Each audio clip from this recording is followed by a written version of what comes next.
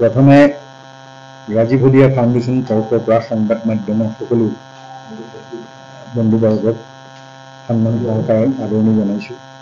আজি ইয়াত সমবেত হ'ব খুজিছোঁ এইটো কাৰণেই আমাৰ নিয়াসৰ প্ৰথমে মই চিনাকি কৰি দিব খুজিছোঁ মই নিজেই সভাপতি দায়িত্বত আছোঁ লোহিত গগৈ, সম্পাদকৰ দায়িত্বত আছে সুৰেন্দ্ৰ শদিয়া, এফালে কোষাধ্যক্ষৰ দায়িত্বত উপাসনা তাই ৰাজীৱ শদিয়াৰ সহধৰ্মিনী, আৰু নিয়াসৰক্ষী এফালে মনোজ চুতীয়া, এফালে অন্তু চাওদাং ডেঙৰীয়া, এফালে আমাৰ সংগীত শিল্পী দিগন্ত গোহাঁই ডাঙৰীয়া, আৰু এজন উপস্থিত থাকিব নোৱাৰিলে নিয়াসৰক্ষী অসীম গগৈ তেওঁৰ পৰিয়ালৰে সদস্য।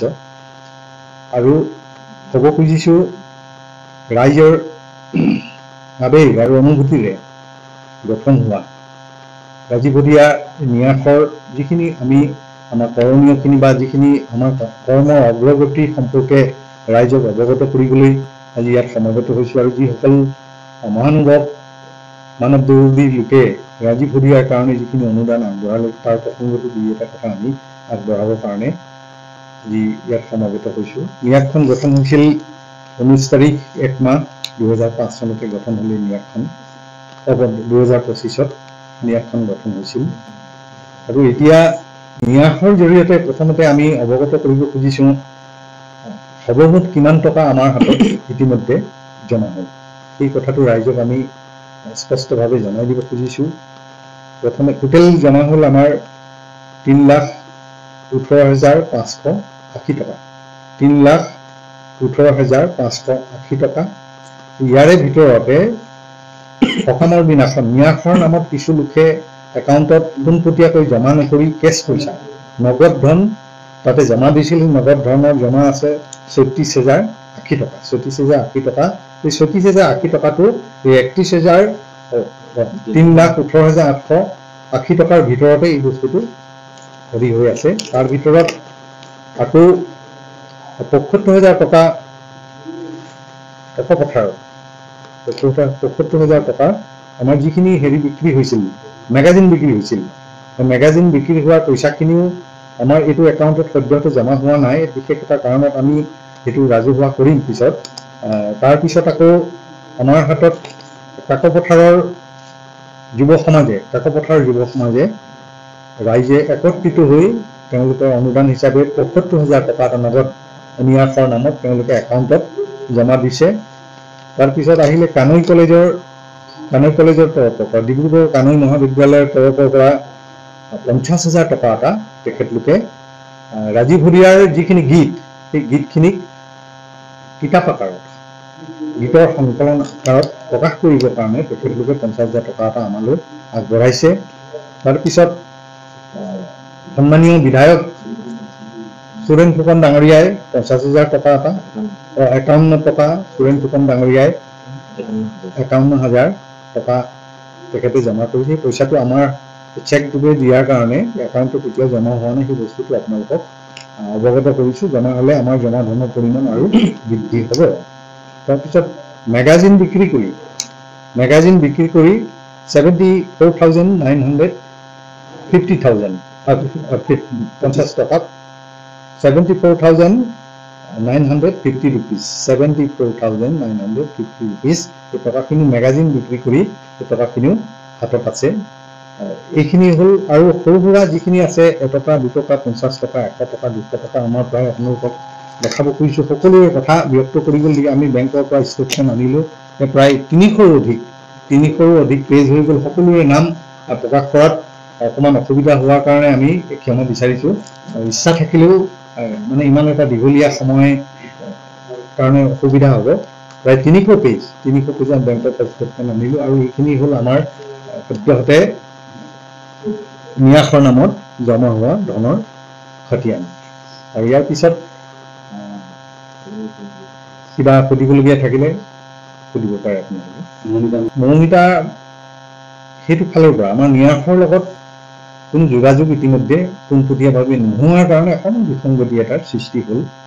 তাৰপিছত হ'ল কি, মৌমিতাৰে যদি দিব খুজিছে, আন্তৰিকতাৰে দিব খুজিছে, অকল মৌমিতা বুলিয়েই নহয়, যদি সুদূৰ বাহিৰৰ পৰা যদি চাকিয়াও যদি পইচা দিব খোজে আমি আন্তৰিকতাৰে তাক গ্ৰহণ কৰিম।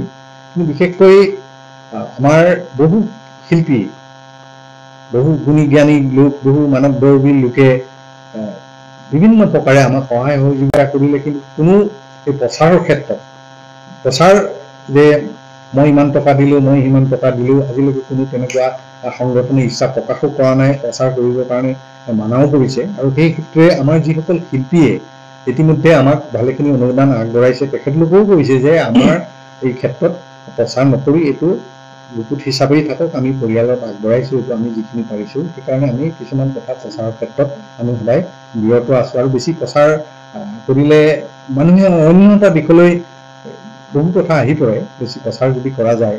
কিন্তু মৌমিতাৰ ক্ষেত্ৰত আমাৰ লগত পইচাকেইটা এতিয়াও আমাৰ হাতত পৰা নাই বা যোগাযোগ হোৱা নাই।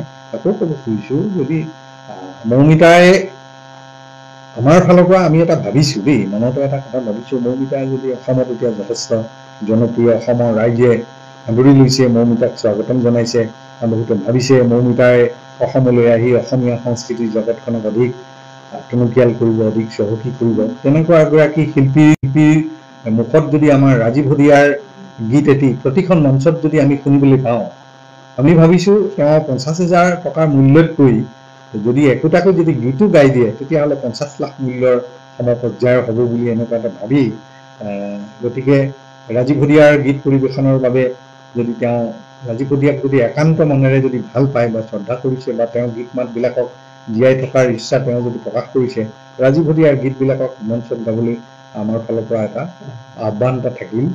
এইটো আৰু কোনো ভুল বুজিব নালাগে, আমাৰ কোনো ডিমাণ্ড নহয় বা আমি কোনো তাক জোৰ জবৰদস্তি ক'ব খোজা নাই।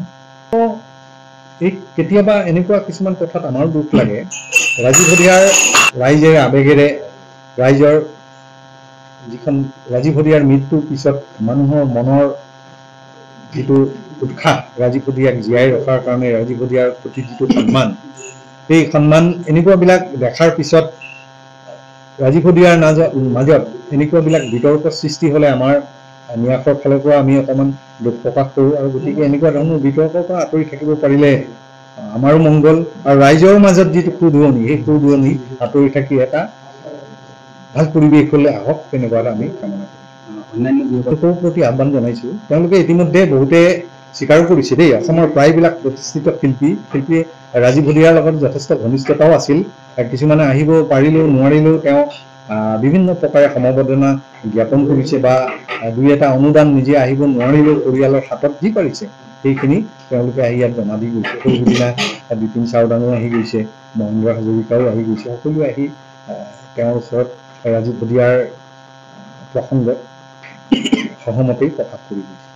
আৰু এটা কথা সুধিব বিচাৰিছোঁ, যিহেতু ফাউণ্ডেশ্যনৰ যিহেতু মেম্বাৰ, সেইটো আপোনাক এটা বস্তু কিন্তু সামাজিক মাধ্যমত এটা প্ৰচাৰ চলি আছিল, জিতেন দত্তৰ কথাটো প্ৰচাৰ চলি আছে, আপোনালোকে দেখিছে, তেখেতৰ সন্দৰ্ভত কি ক'ব? জিতেন দত্তৰ তেখেতৰ সামাজিকভাৱে তেখেতে অফিচিয়েলি আমাৰ ন্যাসখনত নাই। আমাৰ যিখন আমাৰ এখন ন্যাস গঠন কৰিবলৈ হ'লে কোৰ্টৰ পৰা বহুত নিয়মাৱলী আছে, চৰকাৰী তথ্যৰ কিছুমান নিয়ম নীতি, সেই নিয়মৰ গাম্ভীৰ্যত থকা যিখন ন্যাস, সেই ন্যাসত জিতেন দত্তৰ নামটো নাই। কিন্তু তথাপিও তেখেতে ৰাজীৱ হদিয়াৰ মৃত্যুৰ পৰা আদি কৰি যিখিনি লাগিলে, যিখিনি কৰি গৈছে, সকামৰ পৰা আদি কৰি যিখিনি কৰিলে, তেওঁ হয়তো ন্যাসৰ যে তেওঁ অন্তৰ্ভুক্তি আছো নে নাই সেই বস্তু তেওঁ মনলৈ অহাই নাছিল। নথকাৰ কাৰণে তেওঁ কোনো বেয়া ভাৱ নথকাকে দেই, কোনো বেয়া ভাৱ নাই তেখেতৰ, নিজকে আপোন বুলি ভাবি লৈ তেওঁ দুই এটা মন্তব্যত প্ৰকাশ কৰিছে, তাত আমাৰ ফালৰ পৰা কোনো ক'বলগীয়া নাই। প্ৰথমে মই অসমবাসী ৰাইজলৈ ধন্যবাদ আৰু কৃতজ্ঞতা জনাইছো। আদ্য শ্ৰাদ্ধলৈকে বা এই মুহূৰ্তলৈকে অসমৰ ৰাইজে ইমান সহায় সহযোগিতা মৰম দিছে, তেওঁলোক সকলোলৈকে মই সেৱা নিবেদিছো। আৰু ৰাজীৱ হদিয়া প্ৰসংগক লৈ যদি কিবা ৰাইজৰ জানিবলগীয়া বা সুধিবলগীয়া থাকে, তেনেহলে সেই বিষয়বস্তুবোৰক লৈ আমাৰ যিটো ন্যাস, ৰাজীৱ হদিয়াৰ যিটো ন্যাস গঠন কৰা হৈছে, ন্যাসৰ লগত যোগাযোগ কৰিবলৈ ৰাইজক আহ্বান জনালো।